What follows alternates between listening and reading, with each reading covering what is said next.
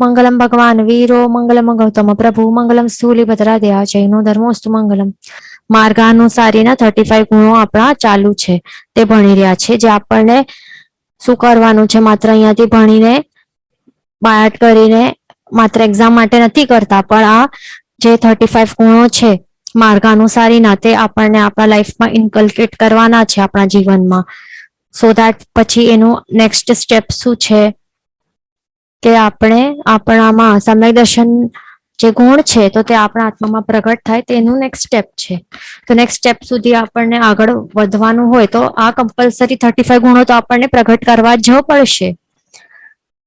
તો પછી આપણે આપણું એટલું અર્ધભૂતગલ પરાવર્તન કાળ બાકી રહેશે માત્ર સંસાર ભમવાનું, કારણ કે સમ્યક દર્શન ગુણ પછી પ્રગટ થઈ જ જશે. આગળ વધતા વધતા જેવી રીતે આપણે પ્રભુના વચનો સ્વીકાર કરશું તો પછી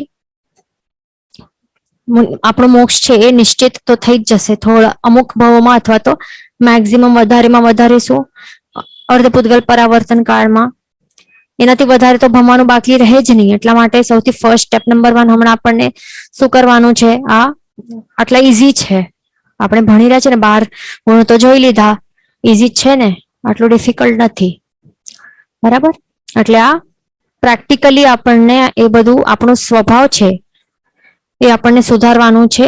તે જ છે અલ્ટિમેટ જે સમરી છે, મોરલ ઓફ ધ સ્ટોરી જે કહેવાય તે એન્ડમાં છે એ જ છે કે આપણને આપણો સ્વભાવ સુધારવાનું છે, પોતાને સુધારવાનું છે. બસ આટલું સિમ્પલ ચીજ છે. લાસ્ટ ક્લાસમાં આપણે જોયું 12મો ગુણ નિંદા ત્યાગ. તો આટલું થઈ ગયું. તો હવે આવશે ગુણ નંબર 13 નિંદનીય પ્રવૃત્તિઓનો ત્યાગ. તો અહીંયા આપણે એનાથી પહેલા જોઈ લીધું કે નિંદાનો ત્યાગ તો કરવાનું છે. એનાથી શું થશે? નિંદાનો ત્યાગ કરશું તો આપણો થોટ પ્રોસેસ છે તો એ પણ ક્લીન થશે, અને જે વાણી છે એ પણ ક્લીન થશે. જે આપણને આટલી ઇન્દ્રિયો મળી છે ને પુણ્યોદયના કારણે, તો એનું મિસયુઝ નહીં થશે. જો મિસયુઝ કરશું ને તો પછી આપણને આ રસનેન્દ્રિય નહીં મળશે, જીભ નહીં મળશે, બોલવા માટે કઈ મળશે જ નહીં. ન તો આવી વિચારવા માટેનું મન સાધન છે પણ નહીં મળશે. સીધો પછી એક ઇન્દ્રિયમાં આપણને જન્મ મરણ આપણું સ્ટાર્ટ થઈ જશે. એટલા માટે મળેલી ઇન્દ્રિયોને આપણને મિસયુઝ નહીં કરવાનો, એ આપણે સમજ્યું. પણ હવે નિંદનીય પ્રવૃત્તિઓનો પણ ત્યાગ કરવા માટે અહીંયા કરવું પડશે આપણને. તો એનાથી શું થશે? નિંદનીય પ્રવૃત્તિઓ જે પણ કરીએ આપણે, ક્રિયાઓ કરીએ કંઈ પણ જીવનમાં, ફૂલ ડે રૂટીન વર્કમાં, તો એમાં આપણને ધ્યાન રાખવાનું છે કે કંઈ પણ અશુભ પ્રવૃત્તિઓ નહીં કરીએ. અશુભ પ્રવૃત્તિઓનો આપણે અશુભ પ્રવૃત્તિઓથી નિવૃત્ત થઈ જશું તો પછી શું થશે? આપણો પાપ કર્મનો બંધ ઓટોમેટિકલી સ્ટોપ થશે. વળી પ્રવૃત્તિઓ ક્યારે કરાય? કંઈ પણ એમને એમ જ નહીં કરાય. પેલા તો થોટમાં આવે, માઇન્ડમાં આવે ને કે આવું આવું હું કરું, પછી આપણે કરીએ ને.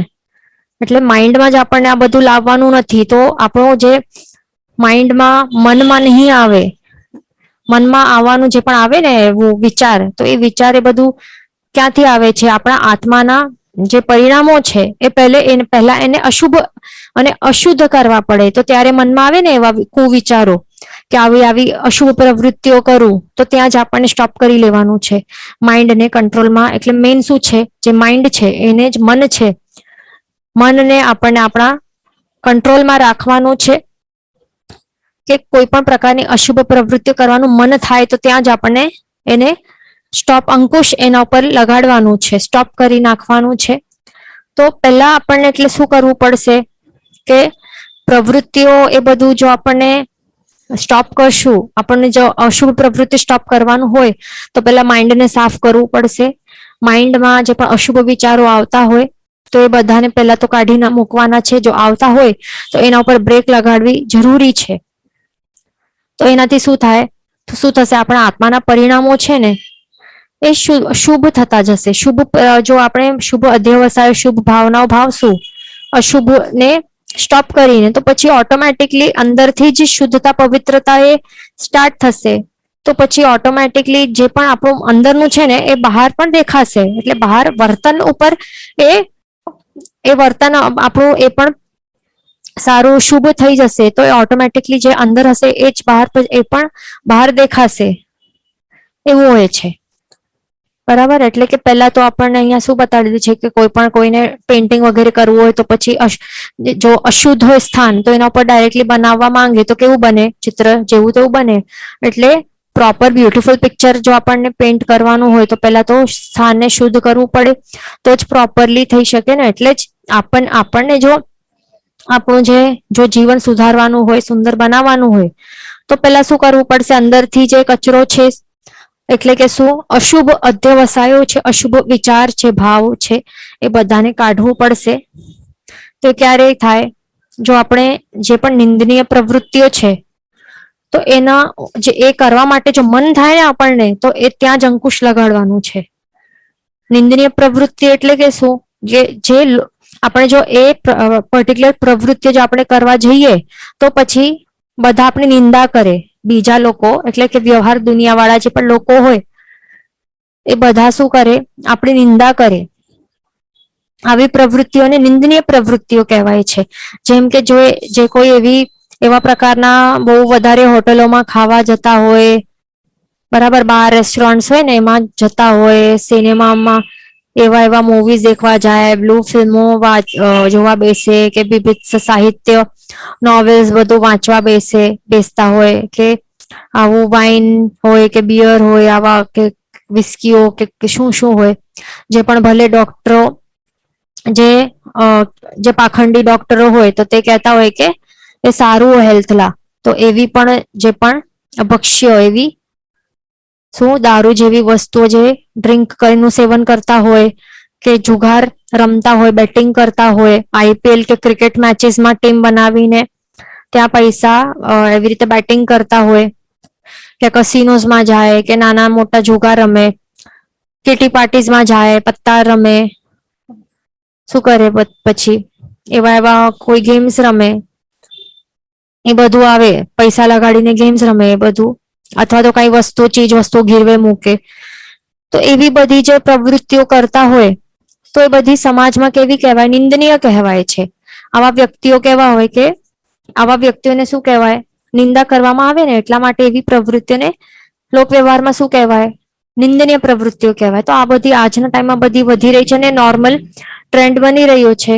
એક વ્યક્તિ કરે તો બીજા બધાને કરવા માટે પ્રેરણા કરે અને બધા કરવા લાગે. જે નહીં કરે તો એને શું કહેવાય,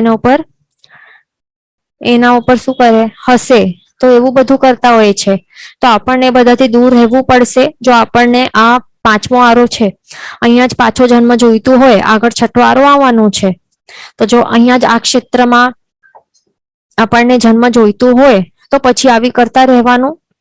જો અહીંયાથી નીકળવાનું છે, મહાદેવ ક્ષેત્રમાં જન્મ લેવાનું હોય, જલ્દીથી મોક્ષની અવસ્થામાં આપણને સ્થાપિત થઈ જવાનું હોય આપણા આત્માને, તો પછી આ બધું ત્યાગ કરવું જ પડશે. આ બધાને આપણને આ ભાવમાં નહીં કરવાના, એ ખાસ ધ્યાન રાખવાનું, બરાબર. નહીં તો ધીરે ધીરે શું થાય, આ બધી જે પણ નિંદનીય પ્રવૃત્તિઓ કરતા જઈએ તો પછી શું થાય, એવા કુસંસ્કારો જે ઘરમાં રહેતા હોય એમના ઉપર પણ પડે, આસપાસ જે પણ વ્યક્તિઓ હોય એમના ઉપર પણ પડે. એટલે કે પોતાની સાથે બીજાનું દુર્ગતિ કરવામાં અપાવવામાં આપણે નિમિત્ત બની જઈએ. એટલે કેટલું પાપ લાગે. પોતાને આત્માને દુર્ગતિ સુધી પહોંચાડવા મહાપાપ તો છે અને બીજાને પણ પહોંચાડવાનું પણ પાપ કરી રહ્યા છે. એટલે એ બધું આપણને આપણું માઇન્ડ છે, મન છે, એના ઉપર અંકુશ રાખવું જરૂરી છે, એ ધ્યાન રાખવાનું, બરાબર. અને એ બધી પ્રવૃત્તિ સ્ટોપ કરીને જે શુભ પ્રવૃત્તિઓ હોય એમાં જોડી રાખવાનું. આપણા જે મન છે એને, આપણું જે પ્રવૃત્તિ છે શુભ કરવાની ક્યારે પણ, તો શું થશે,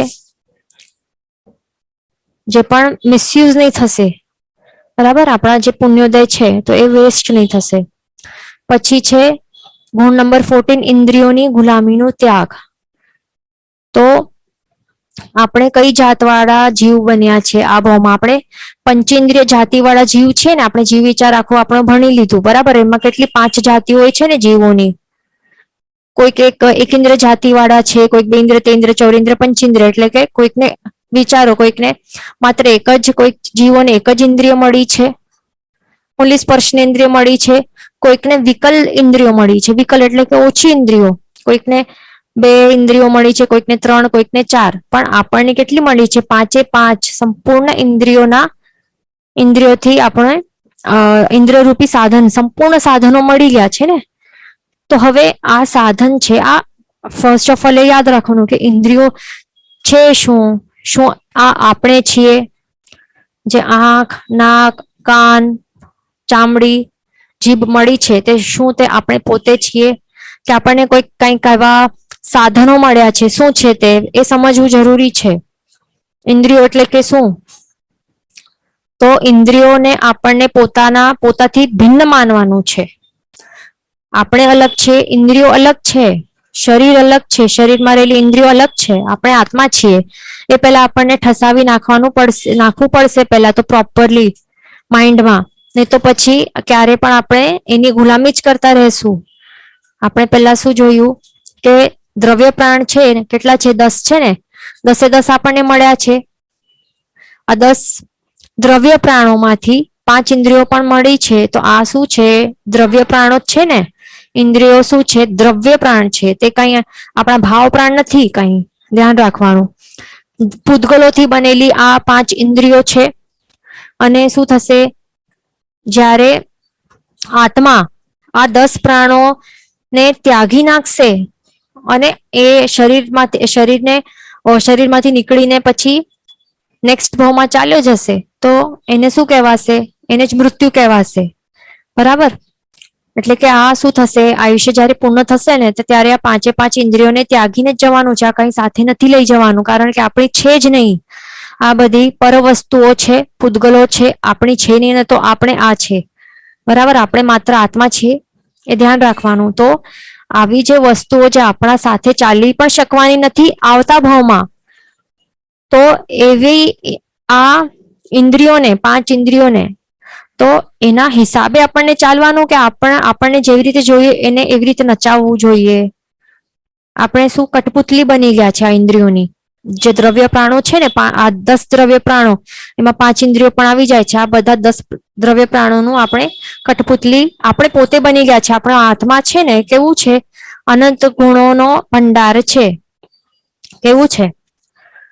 આત્મા એ પરમાત્માની અવસ્થા એ લઈ શકે છે. પોતે પરમાત્મા બની શકે છે. અને આ શું છે? આ તો પૂતગલો છે. સાથ ક્યારે આપવાના તો છે નહીં. એમનું સ્વભાવ જ કેવું છે? પૂરણગલન. આવે જાય એવું જ છે ને. શું છે? પૂરણગલન વાળા સ્વભાવ વાળા આવી જે પૂતગલો છે, જે ઇન્દ્રિયો પણ પૂતગલોથી બનેલું છે. તો એ જે પણ માંગે તો શું એને આપતા રહેવાનું? આપણે જે એ 5 ઇન્દ્રિયો એના જે 23 વિષયો હોય છે. બરાબર? 5 ઇન્દ્રિયોના કેટલા વિષયો હોય? 23 વિષયો હોય છે. ખ્યાલ છે ને?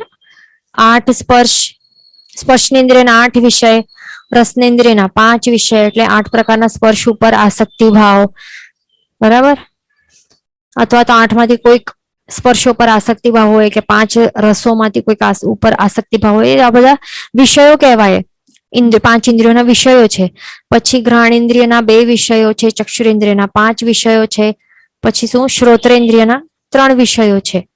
તો આ બધા 23 વિષયો છે આ 5 ઇન્દ્રિયોના. તો એ બધા ઉપર આપણને વિજય મેળવવાનો છે. એ કેવી રીતે મેળવી શકાય? આ જે પણ ઇન્દ્રિયો માંગે ને તો આપતા નહીં જવાનું.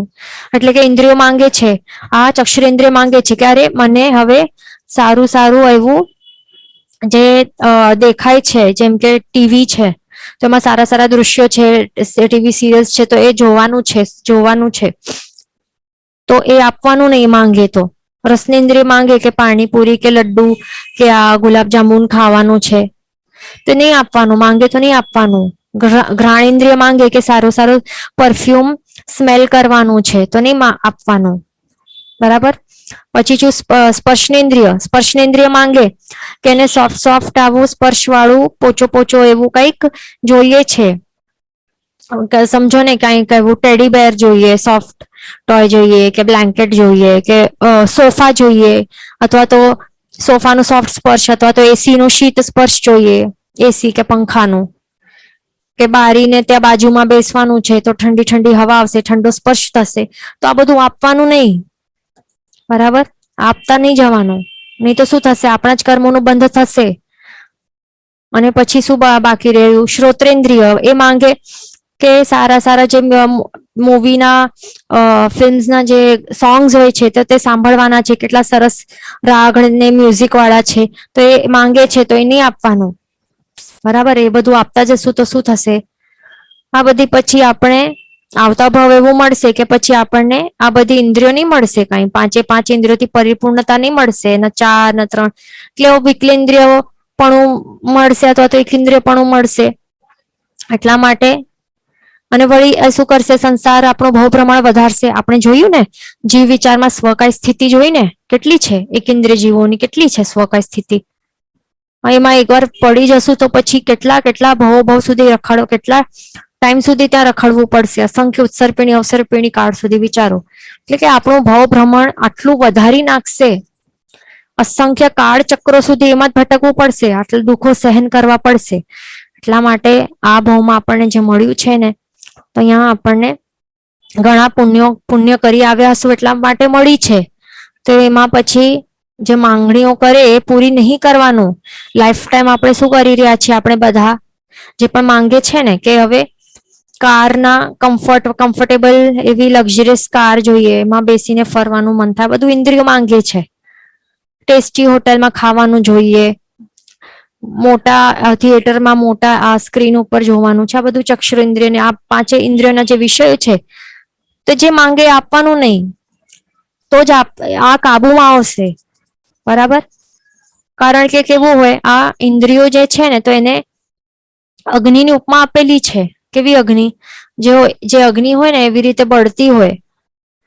તો અગ્નિને આપણને બુઝાવવાનું હોય તો શું કરવાનું?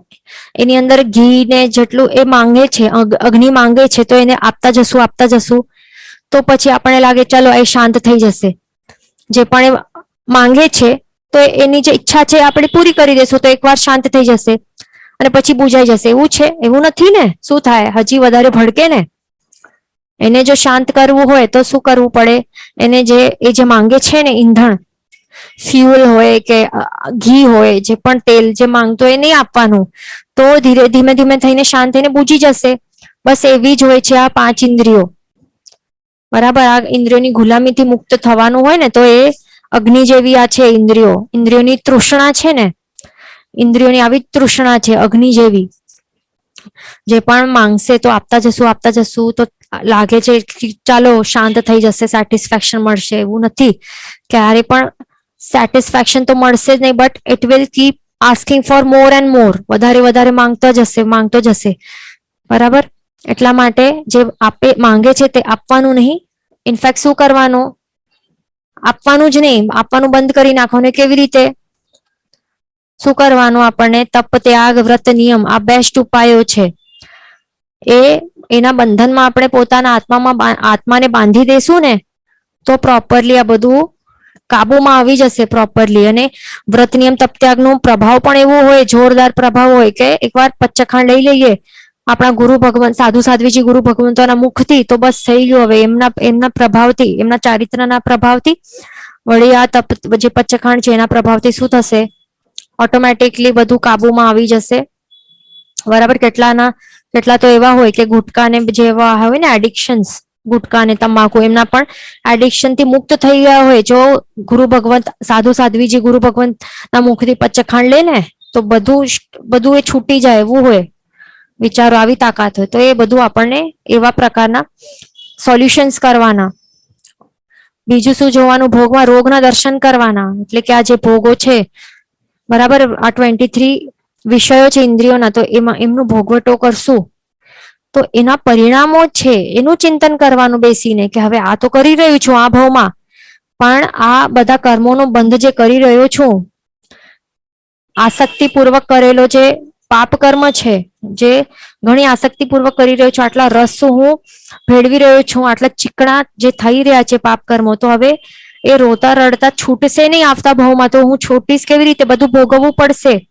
એ બધું આપણને ભોગમાં રોગના દર્શન કરવાના કે હમણાં તો કેવું છે કે ક્ષણભરની સુખનો આભાસ કરાવે છે, માત્ર ભ્રમ કરાવે છે, પણ આવતા આ સાચે સુખ નથી, કારણ કે આવતા થોડાક સમયમાં આ જ ભવમાં અથવા તો નેક્સ્ટ ભવોમાં એ પછી દુઃખી ને દુઃખી કરાવશે. એ બધું આપણને સત્ય હકીકતો વિચારવી, તો પછી એ ઇન્દ્રિયોની ગુલામીથી આપણે મુક્ત થઈ શકશું. પછી શું આવે છે? ગુણ નંબર 15, અભિનિવેશનો ત્યાગ. તો અભિનિવેશ એટલે કે શું? અભિનિવેશ એટલે કે કદાગ્રહ, હઠાગ્રહ, દુરાગ્રહ. આગ્રહ એટલે કે શું? ઇન્સિસ્ટ કરીએ ને. આગ્રહ એટલે હઠ અને આગ્રહ, દૂર અને આગ્રહ. આગ્રહ એટલે કે આપણે ઇન્સિસ્ટ કરીએ, આપણે જે કહીએ ને તો એ જ કરાવવા આપણે ફોર્સ કરીએ સામેવાળા વ્યક્તિઓને, તો એને આગ્રહ કહેવાય. પણ એ આગ્રહ જો પ્રોપર નહીં હોય, હઠવાળું હોય, જીદનું ફોર્મ લઈ લે, બરાબર, સાચું ન હોય, અને એની અંદર અભિમાનનું પણ અંશ એ મિક્સ થઈ જાય, તો એ બધું શું કહેવાય? અભિનિવેશ કહેવાય, કદાગ્રહ, હઠાગ્રહ, દુરાગ્રહ કહેવાય. એટલે કે સિમ્પલ વર્ડ્સમાં શું છે કે જે હું કહું ને એ જ સાચું, જે હું કહું તે જ સાચું, તે જ બધાને માનવાનું, અને એ જે માન્યતાને આપણને પકડી રાખવાની, બીજા કોઈનું સાંભળવાનું નહીં. એટલે કે લેક ઓફ ફ્લેક્સિબિલિટી કહી શકાય. લેક ઓફ ફ્લેક્સિબિલિટી કહીએ ને કે થિંકિંગ આવી ઝટ્ટ હોય, હઠ્ઠવાળી હોય, તો એ બધું શું કહેવાય? અભિનિવેશ કહેવાય.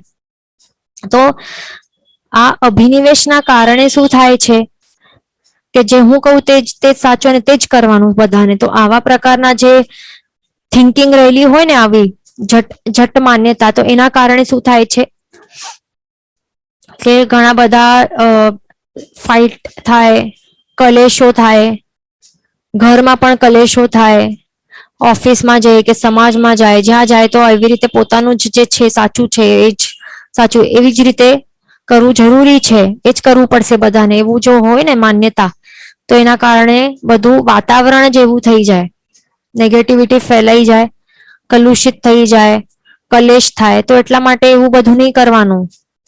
એને એક પ્રકારનું મિથ્યત્વ જ કહેવાય છે, બરાબર. સાચે શું હોય? એક કોઈ પણ વસ્તુ હોય ને એના ઘણા બધા પર્સપેક્ટિવ્સ હોય, અલગ અલગ નય હોય, અલગ અલગ આ હોય, શું હોય? એવી રીતે નહીં કે જે હું પર્ટિક્યુલર એક જેમ કે હાથી દેખાય છે, તો હાથી જે દેખાય છે આવું હોય, તો બસ આ હાથી જ છે, દૂરથી દેખાશે, અરે આ હાથી જ છે, બસ એ નથી. બીજે ક્યાંકથી જોશે તો પછી આ એને ટેલ દેખાશે, તો એ સાપ જેવી દેખાશે. તો એ પણ એટલે એ પર્સપેક્ટિવથી એ પણ રોંગ નથી ને. એટલે બધા પર્સપેક્ટિવ્સ છે એ બધા આપણને સમજવાના, બીજાના પણ સાંભળવાના, સમજવાના, એક્સેપ્ટ કરવાના. એટલે કે એક જ નહીં સાચું હોય એવું નહીં હોય, ઘણા બધા અલગ અલગ પોઈન્ટ ઓફ વ્યૂઝ હોઈ શકે, પર્સપેક્ટિવ્સ હોઈ શકે, નહીં હોય, એ બધું આપણને ધ્યાન રાખવાનું, બરાબર. આપણા પોતામાં જો ફ્લેક્સિબિલિટી હશે નહીં, પોતાનું માનેલું સાચું આપણે આવી રીતે પકડીને રાખશું, તો પછી પ્રભુએ બતાવેલી જે વાતો છે તો એ કેવી રીતે આપણે ગ્રહણ કરી શકશું? તો એ બધું આપણે નહીં કરી શકશું. એટલા માટે જે આ દુરાગ્રહ હોય ને, તો એ આપણને શું કરવાનું, ધીરે ધીરે આવી રીતે, ઘણા ના હોય એવા હોય, આપણે જોયું હશે સમાજમાં, ઘણા ના એવા હોય, એવા થિંકિંગ વાળા હોય છે. તો એ મોસ્ટલી અહંકારના કારણે હોય છે કે આ પદ ઉપર છું, આટલા એજનું છું, તો અથવા તો આવું ભણેલું છે, અમુક આટલું ભણેલું છે, કે જે છે પ્રોફેશનલ આટલા છે, કે જે પણ હોય, કોઈ પણ હોઈ શકે. એના કારણે અહંકાર બેસી જાય પ્રોપર એમના મનમાં, એવી રીતે અહંકાર બેસી જાય, અને પછી શું થાય કે બીજો કોઈ કહે ને, ભલે સત્ય વાત હોય, એને અંદરથી ખ્યાલ લાગે પણ અરે હા આ તો સાચી છે, છતાં પણ પોતે કહી દીધું છે ને, તો હવે પોતાનું શું થશે? ડાઉન થઈ જશે. તો એ એટલે એ માનવા તૈયાર જ નહીં થાય. તો એવું બધું આપણને કરવું ન જોઈએ, ધ્યાન રાખવાનું, બરાબર. મેન પોતાના આત્મા કલ્યાણ માટે જે છે ને, તો તે એક્સેપ્ટ કરી લેવાનું, બરાબર, એ ધ્યાન રાખવાનું. અહંકાર એ શું હોય? અહંકારી વ્યક્તિ હોય ને એ આમનું આમ જ સ્ટ્રેટ જ ઊભું રહે. પછી શું કરે? કર્મ હોય ને એને પછી એ ઝૂકે નહીં ને, જો અહંકારી વ્યક્તિ ઝૂકે નહીં, નમ્રતાપૂર્વક ઝૂકે નહીં, પોતાનું કદાગ્રહ, હઠાગ્રહ છોડવા તૈયાર નહીં થાય, તો પછી શું થાય? કર્મ છે ને એને તોડી નાખે, પછી એવું હોય.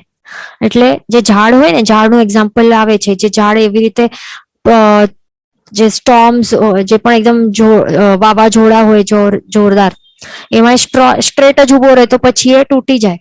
પણ જે એવા ટ્રીઝ હોય કે જે જેવી રીતે ફ્લો થાય છે તો એવી રીતે બેન્ડ થઈ જાય તો પછી એ તૂટે નહીં, એ પ્રોપરલી ત્યાં સર્વાઈવ કરી લે આ બધું. તો એવું હોય, નમ્ર આપણને હોવું જરૂરી છે, ફ્લેક્સિબિલિટી હોવી જરૂરી છે, બરાબર. તો પછી બીજા એવા પ્રકારના ક્લેશવાળા વાતાવરણ પણ નહીં થાય. અને બીજું, મોસ્ટલી આવા જે કદાગ્ર હઠાગ્ર વાળા હોય ને તો એ અજ્ઞાની પણ હોય. અજ્ઞાન અવસ્થાના કારણે જ તેઓ એવા હોય છે, બરાબર. જો જ્ઞાની જેટલું વધારે જ્ઞાની હોય ને, સાચો સમ્ય જ્ઞાનથી ભરેલો હોય ને એનો આત્મા, તો એ તો ક્યારે પણ એવું હઠાગ્ર કતાગ્ર તો કરે જ નહીં, બરાબર. એ જવા દે, લેટ ગો કરવાનું એને આવડતું હોય, જે પ્રોપર સાચે જ્ઞાની વ્યક્તિ હોય ને તે, બરાબર. પણ જે અજ્ઞાની હોય ને તો તે જ એવું પકડી રાખે, ધ્યાન રાખવાનું. એટલે આપણને વિચારી લેવાનું આપણે કેવા છે. જો આપણને લાગતું હશે કે નહીં આપણામાં એવું છે કદાગ્ર, તો એ કાઢી મૂકવાનું, બરાબર. એ ધ્યાન રાખવાનું.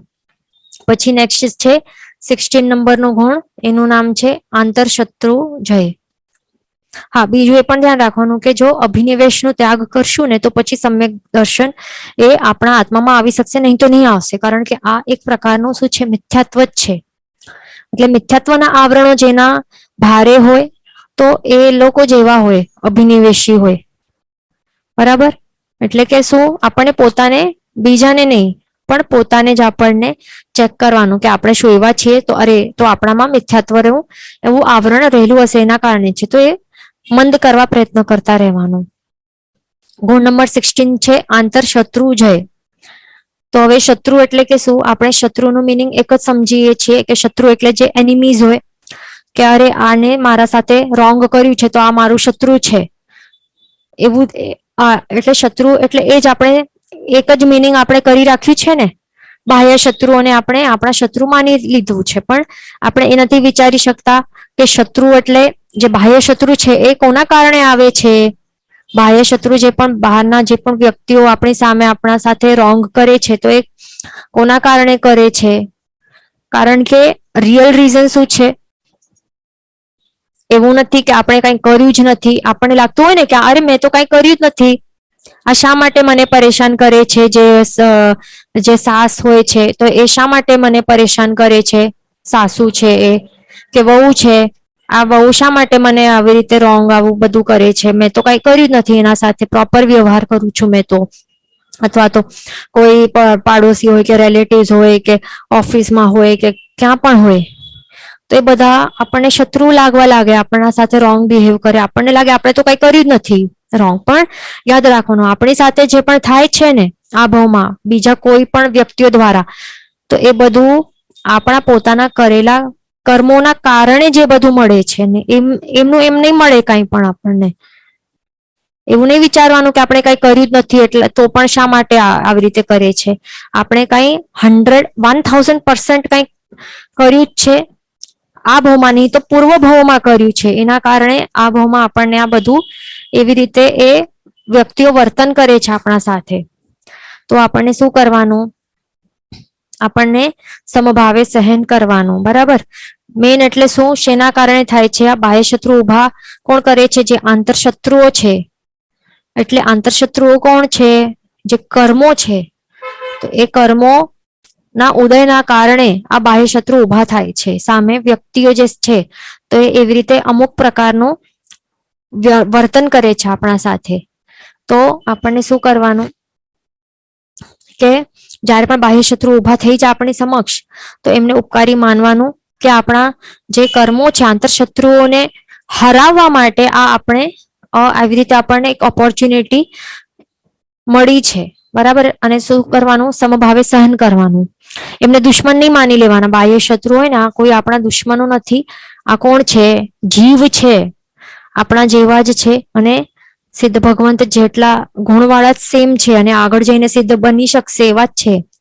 તો આ કઈ બાહ્ય શત્રુ કઈ આપણા શત્રુ નથી, શત્રુ જ નહીં કહેવાય. ધ્યાન રાખવાનું, એ પણ આત્મા છે, એમની વિરાધના આપણને નહીં કરવાની, આ શાતના વિરાધના નહીં કરવાની. આગળ જઈને ક્યારેક ને ક્યારેક આપણાથી પહેલા કે પછી મોક્ષની અવસ્થા પ્રાપ્ત કરી શકવાના છે, એટલે એમને શત્રુ નહીં માનવાના. પણ જે આંતર શત્રુ છે તે ઓરિજિનલ અસલ શત્રુઓ છે આપણા. એ કોણ છે?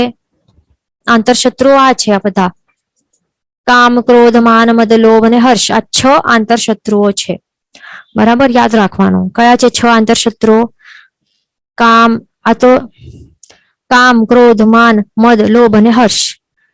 આ 6 આંતર શત્રુઓ છે. તો એ આપણને એમનું સ્વરૂપ છે સમજવાનું કે શું છે આ, શું આપણને સતાવે છે આ શત્રુઓ. એમનું સેવન કરશું તો પછી બાહ્ય શત્રુઓ પણ આગળ તેઓ જ ઉભા કરશે. અને મેઇન તો શું કરશે? આ બધા શત્રુઓ, આંતર શત્રુઓ, એમનું સેવન કરશું તો આ ભવમાં અથવા તો આવતા ભવોમાં એ આપણને દુર્ગતિ ને દુઃખ અપાશે. પછી દુઃખ, સમજો કે નરક ગતિ અપાવી દીધી, તો પછી જે પરમાધામીઓ એ હેરાન પરેશાન કરશે. તો શું આપણે એવી રીતે માની લેશું કે અરે આ પરમાધામીઓ મને આવી રીતે કરે છે, તેલમાં તળી નાખે છે, કાપા કરી નાખે છે, તો આ શત્રુઓ છે મારા? ત્યારે નરકમાં એવું જ થાય ને. પછી આપણી સાથે એવું બધું કરતા હોય તો એવું જ થાય ને. તો આ બધું એવું નહીં હોય. એમને શત્રુઓ નહીં માની શકાય પરમાધામીઓને, કારણ કે એ બાહ્ય શત્રુ જે ગણાય છે એ બધું આ 6 આંતર શત્રુઓના કારણે જ ઉભા થયા છે. આ એમનું સેવન કર્યું, આ ક્રોધ, માન, માયા, લોભ, એના કારણે જ આવી દુર્ગતિ મળી છે. અને પછી આ કર્મોના કારણે જ આવું આ પરમાધામીઓ હેરાન પરેશાન કરે છે કે પોતાના કરેલા કર્મો જ એ બધું આંતર શત્રુઓ છે એ જ બાહ્ય શત્રુઓને ઉભા કરે છે. તો એવું હોય છે, ધ્યાન રાખવાનું. તો જો બાહ્ય શત્રુ નહીં જોઈએ તો પછી આ આંતર શત્રુઓને પણ આપણને એમને હરાવવું પડશે. એટલે આપણને ધ્યાન રાખવાનું કે આ બધું જે કામ છે તો એના ઉપર કામ વધે એવા પ્રકારના ખાવા પીવાનું નહીં, કે એવા પ્રકારના દૃશ્યો બધું વાતો નહીં કરવાની, એ બધું ધ્યાન રાખવાનું. પછી ક્રોધ છે તો ક્રોધનો પણ આપણને એના ઉપર જીત હાસિલ કરવી હોય તો શું કરવાનું? ક્ષમા છે, ફોરગિવનેસ છે, તો એ આપણને કરવાનું. બરાબર, બધાને ફોરગિવ કરતા રહેવાનું. બધા જે જીવોને કોઈ પણ કંઈ પણ બોલી નાખે કે કોઈ પણ પ્રકારનું વર્તન કરે તો એમને ફોરગિવ કરવાનું, ક્ષમા આપવાની, ક્ષમા માંગવાની, એ કરતા રહેવાનું. પોતે પણ કઈ કરેલું હશે તો ક્ષમા માંગવાની. બરાબર. હા, અને કામ વિજેતા પણ બનવું હોય તો શું કરવાનું? આપણને કે સાદગી અપનાવી જરૂરી છે. બરાબર, એનું શું છે? રામબાણ ઇલાજ કામ વિજય બનવાનું. તો સાદગી, એ માત્ર સાદગી આપણે અપનાવીને જીવનમાં સિમ્પલ લિવિંગ, હાઈ થિંકિંગ એ કર્યું તો બસ આપણે જે અધ્યવસાયો છે એ શુભ થઈ જશે. બરાબર, એવા પ્રકારના અશુભ વિચારો આવશે જ નહીં. બરાબર, સાદગી એક શેમાં? ખાવાનું સિમ્પલ કરવાનું, બહુ વધારે સ્નિગ્ધ કે વેગળી એ બધું વાપરવી ન જોઈએ. એટલા માટે આઈમ્બિલ બેસ્ટ કહેવાય છે. પીવામાં પણ પ્રોપર પીવાનું, રહેવામાં, વેશમાં, વસ્ત્રભૂષામાં એ બધું સિમ્પલ આવી રીતે કરવાનું. બરાબર, રહેવાનું હોય એ સારા એરિયામાં, સારા લોકોની વચ્ચે કરવાનું. વેશ પણ પ્રોપર સાદગી વાળો કરવાનું, જેવું આર્ય સંસ્કૃતિને શોભે એવું. બરાબર, પછી સત્સંગ ને સત્વાંચન, સારી આપણે શાસ્ત્ર સમ્યક જ્ઞાન એ વાંચવાનું. શુભ પ્રવૃત્તિઓમાં આપણે મનને શું કરવાનું? એને બિઝી કરી રાખવાનું. તો પછી કામ વિજેતા તો બની જ જશું. પછી ક્ષમાનું જોયું. બરાબર, પછી શું છે? માન. તો માન ઉપર વિજય આપણને મેળવવાનું હશે તો પછી શું કરવાનું? વિનયનું જે ગુણ છે એ વધારતા જવાનું આપણા લાઈફમાં. નમ્રતાનું જે ગુણ છે, જેટલું નમશું એટલું ગમશું બધાને. બરાબર, બીજાને ગમાવાથી વધારે તો પોતાના આત્માને જ એ સ્વભાવ છે. નમ્રતા, વિનય એ મૂળ એના સ્વભાવ છે. તો એ સ્વભાવમાં રહેવાનું. માત્ર વિચારો કે બાહુબલીજી છે તો તેઓ કેટલી 12 મહિના 12 મંથ સુધી આટલા ત્યાં જ ઉભા રહીને એકદમ કાયોત્સર્ગ કેવું જોરદાર કર્યું. આપણે તો કરી પણ નહીં શકીએ. વિચારો, હલ્યા વગર તો ચાલે જ નહીં. આપણને 5 સેકન્ડ પણ નહીં બેસી શકીએ. તો તેઓએ તો આટલા મહિનાઓ સુધી કાયોત્સર્ગ કર્યું એમનું, એમ ઉભા રહીને. કે ત્યાં જાડી જે પણ હતા ને પ્લાન્ટ્સ ટ્રીઝ બધું ત્યાં આજુબાજુમાં આવી રીતે ગ્રો થઈ ગયા, પક્ષીઓ નેસ્ટ બનાવીને રહેવા લાગ્યા એમના ત્યાં મસ્તક ઉપર ને બધું કેવી રીતે ખ્યાલ કોઈ આવતો જવો કોઈ પર્સન હોય જે પાસ થાય ને ત્યાંથી તો એને ખ્યાલ જ નહીં આવે કે કોઈ વ્યક્તિ કોઈ મુનિ ભગવાન ત્યાં ઊભા છે. એમને એ બંધ લાગે કે ક્યાં ત્યાં બધા ટ્રીઝ છે એવું જ લાગે, વેલડીઓને બધી ઉગેલી હતી એના કારણે. તો આવું આ લેવલનું એમણે કાયોત્સર્ગ કર્યું છતાં પણ વિચારો એમને કેવલ જ્ઞાન પ્રગટ નહીં થયું. કોના કારણે? આ માનના કારણે, અભિમાનના કારણે. વિચારો. એટલે અભિમાન જે છે એ બાહુબલીજી મુનિ હતા, એમને કેવલ જ્ઞાનથી દૂર રાખ્યો અને જે સમયે એમણે માનનું ત્યાગ કર્યું અને વિનય નમ્રતાનું ગુણ જે સ્વભાવ છે તો એ અપનાવ્યું, સ્વભાવમાં આવી ગયા કે તરત જ તે જ સમયે કેવલ જ્ઞાન પ્રગટ થયું એમના આત્મામાં. વિચારો. એટલે ક્યારે એવું નહીં વિચારવાનું, કેટલાક જણા ઊંધો વિચારતા હોય કે બાહુબલીજીને જે અભિમાન છે એના કારણે જ એમને કેવલ જ્ઞાન મળ્યું. એ નહીં, એમણે કેવલ જ્ઞાન અભિમાન છોડ્યું એના કારણે કેવલ જ્ઞાન મળ્યું એમને, એ ધ્યાન રાખવાનું. શું કહેતા હોય કેટલા એવું ઉલટો સમજતા હોય, સમજણમાં એવું ગડબડ કરતા હોય કે આ માન છે, માન કર્યું, અભિમાન કર્યું એના કારણે કેવલ જ્ઞાન મળ્યું. એવું નથી. માનને ત્યાગ્યું તો મળ્યું કેવલ જ્ઞાન, વિનય ગુણને અપનાવ્યું તો મળ્યું કેવલ જ્ઞાન, એ ધ્યાન રાખવાનું. વળી આગળ કહે છે કે જે મદ છે એટલે કે અભિમાન, એને ગુમાન કે મદ કહેવાય તો એ 8 પ્રકારના છે. રૂપ મદ, પોતાને જેવું રૂપ મળેલું એના ઉપર બહુ એવો અહંકાર રાખવો, અરે મને તો કેવું રૂપ મળ્યું છે, બીજા લોકોને કેવું છે, બીજા તો કેવા કેવા દેખાય છે, કાળા કે અશુભ વર્ણ ગંધ રસ સ્પર્શ વાળા છે બીજા, મને તો કેટલું સરસ રૂપ મળ્યું છે એટલે હું બીજાથી કંઈક મહાન છું. બરાબર. બીજાને આ તો કેવું દેખાય છે એના સાથે વાત પણ નથી કરવાની, એવા બધા જે રાખે ને આવું રૂપનું મદ, તો શું થાય? એ જ ભાવમાં એ રૂપ ચાલ્યો જાય અથવા તો આવતા ભાવમાં એવું એકદમ કુરૂપ એવું શરીર પ્રાપ્ત થાય. પછી છે બળમદ. બળમદમાં શું છે કે પોતાને જે મળેલી જે શક્તિ છે, બળ છે, એનું મદ કરવાનું, અભિમાન કરવાનું કે મારામાં તો આટલું બળ છે કે કોઈ ગાય છે આટલી મોટી એને પણ ઉપાડીને ઉછાડીને ફેંકી નાખું. એવા જો બળનું મદ કરીએ તો એ કર્મ આપણાથી છીનવી લે બળ, પછી નિર્બળ ને બધું એવું બની જઈએ આપણે આવતા ભાવોમાં કે તે જ ભાવમાં. પછી છે જાતિ મદ. પોતાને મળેલી જે જાતિ છે એના ઉપર મદ નહીં કરવાનું, એમ જ વિચારવાનું કે જે જાતિ મળેલી છે તો તે દેવગુરુ કૃપાએ મળેલી છે, બસ એવું વિચારવાનું. એના ઉપર અભિમાન નહીં કરવાનું કે બીજાને તો કેવી કેવી જાતિઓ છે એમને, તો એટલે એમને નીચે નજરોથી નહીં જોવાનું કોઈ બીજા જીવોને, જેમ એમને જે મળી છે એના પોતાના કરેલા કર્મોને મળી છે. જો આપણે પણ એવું મદ કરશું તો આપણને પણ પછી નીચી જાતિ વગેરે મળી જશે. બરાબર. પછી કુળ મદ છે તો એમાં પણ એવું અભિમાન નહીં કરવાનું, અરે આપણને તો આ કુળ મળ્યું છે, ઉચ્ચ કુળ મળ્યું છે, બીજા તો કેવા નીચ કુળ વાળા છે, તો એ તો કેવા કેવા, એવું બધું કરશું તો આપણે પણ આવતા ભાવમાં નીચ કુળમાં ઉત્પત્તિ થઈ જશે. બરાબર. મહાવીર સ્વામી ભગવાનને પણ આવી રીતે મદ ત્યારે મરીચીના ભાવમાં કર્યું હતું ને, તો એના કારણે પછી કેટલા દિવસો સુધી ત્યાં બ્રાહ્મણીના કુક્ષીમાં રહેવા મળ્યું હતું.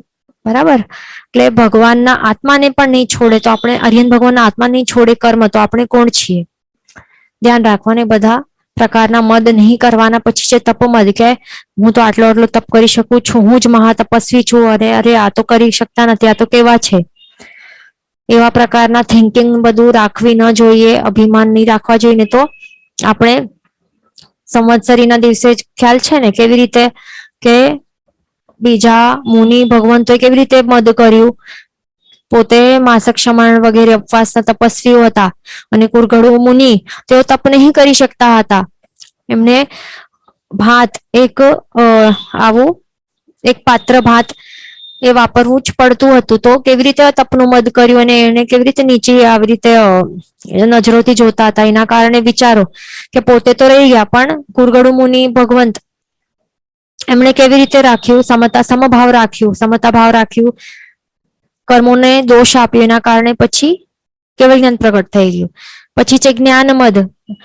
ભલે વ્યવહારિક દુનિયામાં કે આપણા ધર્મની દુનિયામાં કેટલું પણ જ્ઞાન ભણેલું હોય તો એનું અભિમાન નહીં કરવાનું.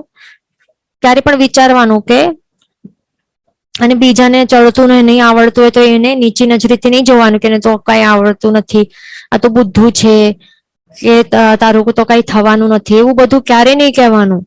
આપણને જે પણ મળ્યું છે, કરી શકીએ છીએ, બધું ક્ષોક્ષમ કરી શકીએ છીએ, એ બધું તો આપણે જો આવું બધું કરશું તો પછી આ શું થશે, આપણે પણ પછી ભણી નહીં શકશું. અથવા તો કેટલા વ્યક્તિ હોય ને મેન્ટલી ડિસઓર્ડર્ડ હોય, એવા પ્રકારના પછી ભાવો મળી જશે કે કાંઈ સમજાય નહીં. કેટલા બધા શું કરે, કોઈ પણ એવા હોય ને નાના બાળકો કે કોઈ પણ ઘરમાં હોય તો એમને શું કહે કે તું તારામાં આ બ્રેન નથી, મગજ નથી, તારું ચાલતું નથી, શું કરે છે આ બધું, એવું એવું કહેતા હોય. એવું બધું કહેવાનું નહીં કોઈને પણ. ભલે એમનામાં બુદ્ધિ લાગે કે ઓછી હશે છતાં પણ એવું બધું કહીશું તો પછી આપણું પણ એવું જ પછી થઈ જશે. આ જ વૃદ્ધાવસ્થામાં આ ભાવમાં થઈ જશે, અથવા તો આવતા ભાવમાં પછી એવા જ આપણે બુદ્ધુ ટાઈપ્સ બની જશું કે સમજમાં નહીં આવશે અને બીજા બધા આપણને એવી રીતે કહેશે. એટલે કર્મો છોડશે નહીં, ક્યારે નહીં કરવાનું, બરાબર. અને જ્ઞાનનું મદ કરશું તો પછી જ્ઞાન ચડવાનું બંધ થઈ જશે અને જેમ કહ્યું તેવું થઈ, એટલે દુષ્પરિણામો પછી ભોગવવા પડે. જેટલું જ્ઞાન મળે એટલું સાચું, જો સમ્યક જ્ઞાન મળેલું હોય ને એટલું વધારે ને વધારે નમ્રતા આવતી જાય. પણ જ્ઞાનનું મદ આવે એટલે બધું અપચો છે, બરાબર. એટલે કે સમજી શકાય કે આ મિથ્યાત્વ દશા રહેલું હશે, એના જ કારણે જ્ઞાનનું મદ આવેલું હશે, બરાબર. આ બધું મિથ્યાત્વ દશામાં આવે આ બધું. પછી છે ઐશ્વર્ય મદ અને લાભ મદ. તો કેટલું પણ આપણને ઐશ્વર્ય ભોગવતા હશું તો એનું પણ મદ નહીં કરવાનું. બધું ચાલ્યો જશે, કર્મ આપણાથી છીનવી લેશે, બરાબર.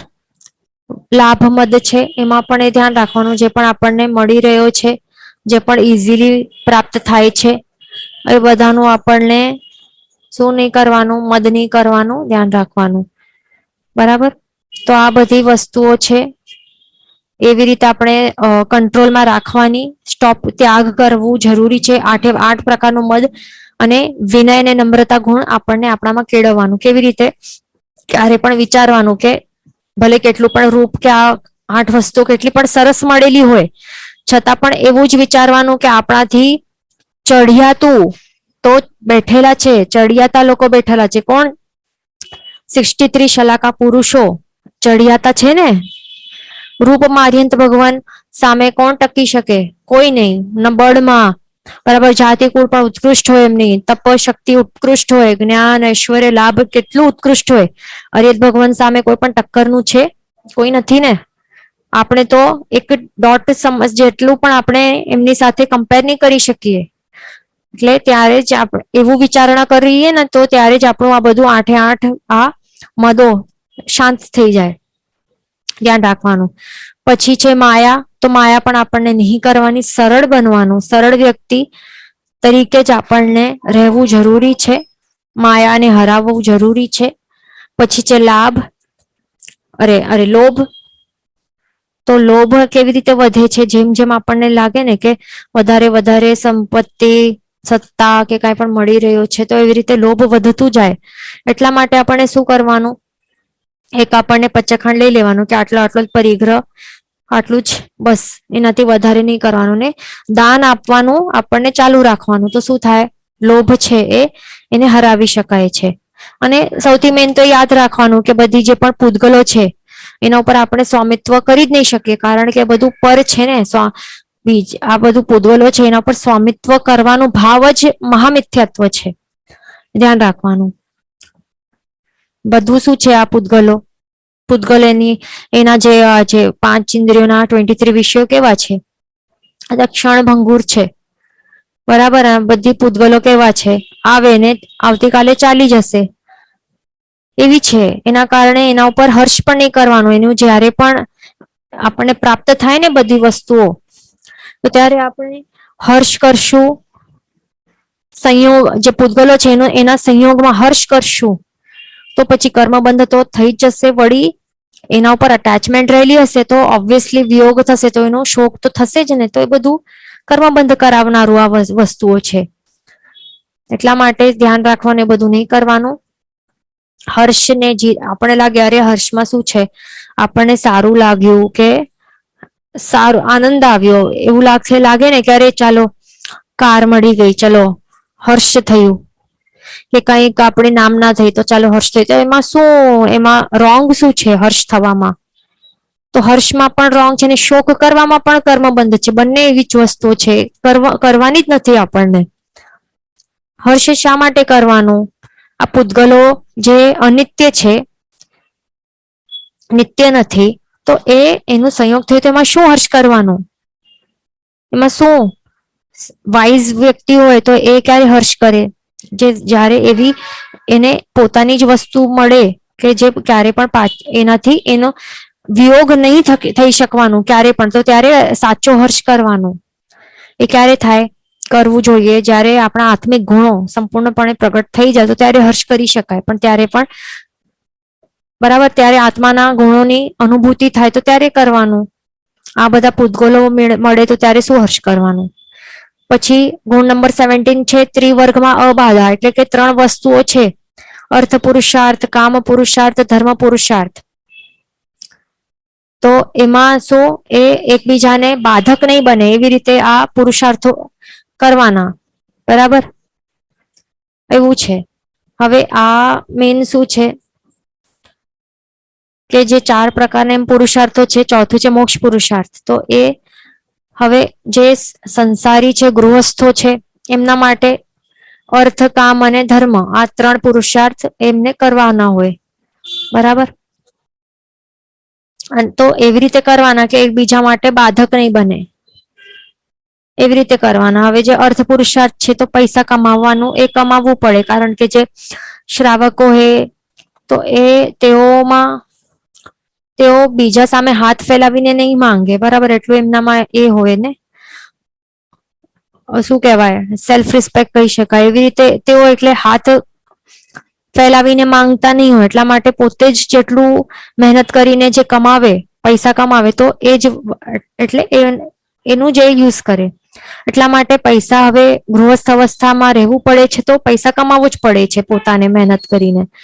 તો એ પૈસા કમાવતી વખતે ધ્યાન રાખવાનું, એટલે કે અર્થ પુરુષાર્થ કરતી વખતે એ ધ્યાન રાખવાનું કે જે ધર્મ છે એ ધર્મ છૂટી નહીં જાય, ધર્મ આપણાથી ભૂલાઈ નહીં જાય. એટલે કે ધર્મને આવી રીતે માઇન્ડમાં રાખીને જ એના અનુરૂપે જ અર્થ પુરુષાર્થ કરવાનો. એટલે કે અનીતિ ને એ બધું હોય ને, ચાલાકી, ઠગ કરીને કે ચોરી કરીને, એ બધું ગડબડ કરીને પૈસા નહીં કમાવાના. ધર્મના જે નિયમો છે એનું પાલન કરતા કરતા, એટલે ધર્મ પુરુષાર્થની સાથે અર્થ પુરુષાર્થ એવી રીતે કરવાનું. બરાબર, ઓવર પણ નહીં ધન કમાવાનું, કે પછી શું થાય, લોભ જે કશાય છે વધી જાય. પછી જે કામ પુરુષાર્થ છે તો કામ પુરુષાર્થ પણ ગૃહસ્થોને કરવું પડતું હોય તો એમાં પણ ધ્યાન રાખવાનું. એમાં પણ ધર્મનું નિયંત્રણ હોવું જોઈએ. એટલે કે કેવી રીતે, કે પચખાણ રહેલા હોય કે દિવસના બ્રહ્મચર્યના એવા અમુક પચખાણો એવી રીતે એ કરતા રહેવાનું. તો શું થાય, ધર્મનું નિયંત્રણ રહેલું હોય તો પછી પાપ કર્મ બંધોનો બંધ નહીં થાય ને દુર્ગતિમાં આપણે ધકેલી નહીં આપે. એટલે એવી રીતે ધ્યાન રાખવાનું. બરાબર, અને એટલે મેઇન શું છે કે જે ગૃહસ્થ અવસ્થામાં રહેલા વ્યક્તિઓ હોય તેમને ધ્યાન રાખવાનું કે જે ધર્મ પુરુષાર્થ છે એની મર્યાદા, એની બાઉન્ડ્રીમાં જ રહીને બીજા જે પુરુષાર્થો છે એ કરવાના. બરાબર, એટલે કે આ 3 ફર્સ્ટ 3 પુરુષાર્થો છે એમાં પ્રોપરલી એવી રીતે બેલેન્સ કરીને રહેવાનું. તો એનાથી શું થાય, પ્રોપરલી જીવન જીવી શકાય ગડબડ વગર. બરાબર, અને આગળ જતા જતા મોક્ષની અવસ્થાની પ્રાપ્તિ કરી શકાય ને. મેન તો આપણને આ ઠીક છે 3 પુરુષાર્થોનો, પણ મેન અહીંયા ધ્યાન રાખવાનું કે જે મોક્ષ પુરુષાર્થ છે તો એ ક્યારે પણ આપણો જો મોક્ષ પુરુષાર્થ હશે ને તો જ આપણે મોક્ષની અવસ્થા પ્રાપ્ત કરી શકશું. જો ધર્મ પુરુષાર્થ કરતા રહેશું તો એ માત્ર ધર્મનું કામ શું છે, માત્ર પુણ્ય કર્મનું બંધ કરાવી શકે. બસ એ જ એનું કામ છે. ધર્મ આપણને શું આપી શકે, સુખ સામગ્રી આપે, પુણ્ય બંધાવે, બસ એટલું જ એનું કામ છે. એટલે મોક્ષ પુરુષાર્થ વગર માત્ર ધર્મ પુરુષાર્થ કરશું ને તો એનાથી પણ આપણું કઈ થવાનું નથી. ધ્યાન રાખવાનું, આપણો સંસાર વધારતું જશે. ધર્મ પુરુષાર્થ ઓનલી, માત્ર ઓનલી ધર્મ પુરુષાર્થ શું કરશે? સુખ સામગ્રી આપશે, દેવલોકના સુખ આપશે, પુણ્યકર્મોનું બંધ કરશે, આવી રીતે સંસારની વૃદ્ધિ કરાવશે. એટલે મોક્ષ પુરુષાર્થ છે એ કમ્પલસરી છે. મોક્ષ પુરુષાર્થની સાથે જ ધર્મ પુરુષાર્થ કરવાનો, અને ધર્મ પુરુષાર્થના નિયંત્રણમાં અર્થ અને કામ પુરુષાર્થ કરવાના, એ ધ્યાન રાખવાનું. બરાબર? મોક્ષ પુરુષાર્થ એટલે શું હોય કે મોક્ષના લક્ષ્ય સહિત આપણને જે પણ ધર્મ હોય ને એ સાધના આરાધના કરવાની. તો શું થાય? એટલે મેઇન આપણું ગોલ શું છે? પુણ્યકર્મનું બંધ એ નથી, પણ ધર્મ પુરુષાર્થ એ શું છે? એ માત્ર એનું આલંબન લેવાનું છે, ટેકો લેવાનું છે અંતિમ મોક્ષની અવસ્થા સુધી પ્રાપ્ત કરવા માટે. એ ધ્યાન રાખવાનું. કારણ કે મોક્ષ એટલે શું? પુણ્ય અને પાપ બંને કર્મોનું સંપૂર્ણ ક્ષય, એનું નામ છે મોક્ષ. બરાબર? એટલે કે ધર્મ નો માત્ર ટેકો લેવાનું છે મોક્ષ સુધી પહોંચવા માટે. તો એ ધ્યાન રાખવાનું. પછી છે 18 નંબરનું ગુણ ઉપદ્રવ વાળા સ્થાનનો ત્યાગ. તો ઉપદ્રવ એટલે કેવા હોય કે અલગ અલગ પ્રકારના હોય. એનિમલ્સ દ્વારા ઉપદ્રવ આવી શકે એવા હિંસકો એવા હોય, લાયન, ટાઈગર, સ્નેક્સ એક્સેટ્રા એવા હોય હિંસક, કાર્નિવોરસ એનિમલ્સ એવા હોય. તિર્યંચો દ્વારા થઈ શકે, અથવા તો મનુષ્ય દ્વારા, ચોર લૂંટારા, મર્ડરર્સ એવા હોય છે. તો એવા એવા જે વ્યક્તિઓ હોય તો એમના દ્વારા પણ ઉપદ્રવો થઈ શકે છે, અથવા તો દેવ ગતિવાળા હોય છે, દેવતાઓ, ભૂત, પ્રેત, પિશાચ, શાકીની ડાકીની જે હોય ને એ બધી ચૂડેલો, એ બધા શું છે? વ્યંતર, એ બધું કેવા છે? આ દેવ દેવ તત્વ છે. અસુરી તત્વ એટલે કે શું? આ બધા દેવો છે. બરાબર? તો એમના દ્વારા પણ ઉપદ્રવ થઈ શકે છે, એટલે કે તિર્યંચ, મનુષ્ય કે દેવો દ્વારા ઉપદ્રવ આપણને થઈ શકે છે. નારકીના જીવ તો આવી શકતા નથી. બરાબર? અહીંયા ઉપદ્રવ કરવા માટે તો આ ત્રણે આવી શકે છે. બીજા કેવા ઉપદ્રવો હોઈ શકે છે? રોગ વગેરે ઉપદ્રવો, કે કેવા કોરોના જેવા હોય છે, આવા એપિડેમિક્સ, મારી મરકી, દુષ્કાળ, ફેમિન્સ, એવા બધા હોઈ શકે છે રોગો જેવા ઉપદ્રવો. તો આ ઉપદ્રવો શું કરે? આપણને મનમાં સતત એવું ડર, એના કારણે આપણને ડર લાગ્યા કરે. શાંત, આપણું માનસિક શાંતિ આપણને પ્રાપ્ત નથી થતી ને. બરાબર? તો એના કારણે પછી એવા પ્રકારના માઇન્ડસેટમાં શું આપણે ધર્મ કરી શકીએ? નહીં કરી શકીએ ને. અને આવા પ્રકારનો જ્યાં એરિયા હોય તો ત્યાં પછી જે સારા સારા વ્યક્તિઓ હોય તો ત્યાં તે પ્રાપ્ત નહીં થઈ, એટલે આપણને નહીં મળી શકે. એમનું સત્સંગ કરવા નહીં મળે, આપણે પોતાને ધર્મ કરવાની મન જ નહીં થાય, મન શાંત જ નહીં હોય. તો અને બીજું, આપણે જે સંસ્કારો છે, સારા સુસંસ્કારો હોય તો એ સુસંસ્કારો અને જે આપણા આત્મિક ગુણ, એની રક્ષા આપણે નહીં કરી શકીએ.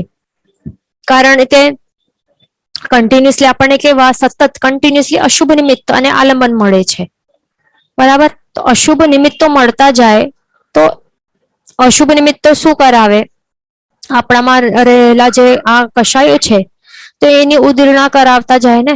એટલે કે આપણે કષાયનું સેવન કરાવે, કર્મોનું બંધ કરાવે, અને આ આલંબનો જે છે આ બધા, એના કારણે કષાયો આપણે કરતા જઈએ. જો આપણે મનમાં સંભાવના એ બધું નહીં રાખીએ તો, અને આપણામાં જ જે સંસ્કારો છે એ ચાલ્યા જાય અને કુસંસ્કારોથી ભરાઈ જાય આપણું આત્મા. જોઈ જોઈને આવું જ એવા જ વાતાવરણમાં રહી રહીને આપણે પણ, આપણું હૃદય પણ કઠોર બની જાય. આ જે સારા સારા ગુણો, આત્મિક ગુણો છે, સ્વભાવ છે, એ બધું વિભાવમાં બદલાઈ જાય. એ બધું નીકળી જાય. પછી આપણે ક્રોધી ને કામી ને એવું બધું બની જઈએ. બરાબર? ક્ષમા ને બધું નીકળી જાય, મૈત્રી ને બધું, કરુણા ને બધું ધીરે ધીરે કરીને નીકળી જાય, અને વિભાવ દશામાં આવી જાય, કઠોર બની જઈએ. તો એટલા માટે સૌથી મેઇન તો આપણો દ્રવ્ય પ્રાણની રક્ષા એ નહીં, પણ એનાથી પહેલા ભાવ પ્રાણની રક્ષા. એટલે ભાવ પ્રાણ એટલે આપણા આત્મિક ગુણો, એની રક્ષા કરવી બહુ કમ્પલસરી છે. તો એમની રક્ષા કરવા માટે આપણને શું કરવું જોઈએ? કે આવા જે ઉપદ્રવ વાળા સ્થાનો છે, ઉપદ્રવ વાળા એટલે જેવા હલકી વ્યક્તિઓ રહેતા હોય તો એમને પણ ઉપદ્રવ વાળા સ્થાન કહેવાય. કારણ કે આપણું જે શીલ હોય કે જે સંસ્કારો સારા સંસ્કારોને જે આપણા આત્મિક ગુણોની રક્ષા થઈ નથી શકતી એમની સાથે આપણે રહેશું તો પછી શું થાય? પછી આપણામાં પણ એવું આપણો સ્વભાવ ચાલ્યો જાય ને વિભાવ દશા આવી જાય આપણી, બરાબર? આપણે પણ એમના જેવા જ બની જઈએ, બરાબર? તો એના કારણે આપણે એવા પ્રકારના સ્થાનોને ત્યાગવું જરૂરી છે ને સારા સ્થાને રહેવાનું એ ધ્યાન રાખવાનું, બરાબર? ધીરે ધીરે કરીને પછી આપણામાં આત્મિક ગુણો ચાલ્યા જાય તો પછી શું બાકી રહે? પછી આગળની જે ભવો છે એ પણ બગડી જાય ને, વળી જે નેક્સ્ટ જનરેશન છે એ પણ પછી કુસંગમાં, એટલે કે એની કંપની પણ એવી ખરાબ હોય તો પછી એ પણ પછી કેવા એમનું પણ આખું જીવન બગડી જાય. એટલા માટે એવા પ્રકારના સ્થાનોને ત્યાગી નાખવાનું. જો હમણાં પણ એવા લોકેલિટીઝ કે સ્થાનમાં રહેતા હોઈએ ને તો તેને છોડીને સારા એરિયામાં રહેવું જરૂરી છે, બરાબર? સાધર્મિકો રહેતા હોય ને તો ત્યાં રહેવાનું, ધ્યાન રાખવાનું ક્યારે પણ. પછી શું છે ગુણ નંબર? અહીંયા એક ક્વેશ્ચન છે કે બિફોર ડુઈંગ ઓલ ધર્મ વિશ ફોર મોક્ષ, રાઈટ? ના. હાઉ ટુ ડુ મોક્ષ પુરુષાર્થ? તો અહીંયા આપણને ધ્યાન રાખવાનું કે જે મોક્ષ પુરુષાર્થ કેવી રીતે કરવાનું? જે પણ આપણે ધર્મ કરીએ છીએ ને, ધર્મ એ માત્ર આલંબન રૂપે હોય છે. એક આલંબન એટલે કે માત્ર એક ટેકો છે કે જેના કારણે આપણે પછી મોક્ષની એટલે એવા પ્રકારના સામગ્રીઓ મળે જે મોક્ષ યોગ્ય છે, મોક્ષ અપાવનારી સામગ્રીઓ આપી શકે છે. અને એ ધર્મ પણ એ ક્યારે મોક્ષની સામગ્રીઓ આપી શકે છે જો આપણામાં સાચી માન્યતા હશે ને તો જે ધર્મ મોક્ષની સામગ્રી આપી શકશે. જો આપણામાં સાચી માન્યતા નહીં હશે, મિથ્યાત્વની સાથે આપણે ધર્મ કરશું તો એ પણ ધર્મ જ નહીં કહેવાશે. ખાસ ધ્યાન રાખવાનું. એટલે પહેલા તો જીન વચન છે સ્વીકારવાના છે, આપણને સમજવાના, સ્વીકારવાના, સાચી સમજણ અપનાવવાની છે અને એની સાથે ધર્મ કરવાનું. અને એ પણ કેવું? મોક્ષના તાત્વિક ઈચ્છા સાથે સહિત ધર્મ કરશું તો એ પછી એક સીડી બની શકશે મોક્ષની અવસ્થા સુધી પહોંચાડવા માટે. એ ધ્યાન રાખવાનું, બરાબર? એટલે કે મોક્ષની અવસ્થા કેવી છે? બધા કર્મોથી રહિત અવસ્થા છે, તો એ આપણને ગમવી જોઈએ. એ ગમે છે કે શું એ આપણને વિચારવાનું, બરાબર? માત્ર ખાલી ધર્મ કરશું ને તો ધર્મ તો બીજા જે અન્ય દર્શની છે તો તે શું ધર્મ નથી કરતા? તેઓ પણ કરે જ છે ને ધર્મ. આપણે જોઈ રહ્યા છે ને બીજા લોકો કરે છે કે નહીં ધર્મ? એમનામાં પણ આ માળાઓ ફેરવતા હોય છે, તપ કરતા હોય છે, કરે છે ને? બ્રહ્મચર્ય પણ કેટલા પાળતા હોય છે, સંન્યાસ પણ લેતા હોય, કેટલું બધું કરે છે ને, દાન પણ આપે છે, ઘણું બધું કરતા હોય છે. તો એ પણ ધર્મ જ છે ને. દાન, શીલ, તપ, ભાવ એ માત્ર આપણે નથી કરતા, અન્ય દર્શનીઓ પણ કરે છે ચારે ચાર પ્રકારના ધર્મ. પણ એ ધર્મ શું મોક્ષની અવસ્થા સુધી પહોંચાડવા માટે મોક્ષ પુરુષાર્થ સાથે કરે છે? જો એ મોક્ષ પુરુષાર્થ સાથે નથી કરતા, માત્ર ધર્મ પુરુષાર્થ કરે છે તો એમને માત્ર શું આપશે? એ પુણ્ય કર્મનું બંધ કરાવશે, ધેટ્સ ઇટ. અને પુણ્ય કર્મના ઉદયથી એમને શું મળશે? એમનું સંસાર એટલે વધશે, સુખ સામગ્રીને એવું સારું મળશે, બરાબર? મનુષ્ય ભાવમાં પણ સારું એવું મળશે અને દેવલોકમાં પણ એમને ઉત્પત્તિ થઈ શકે છે.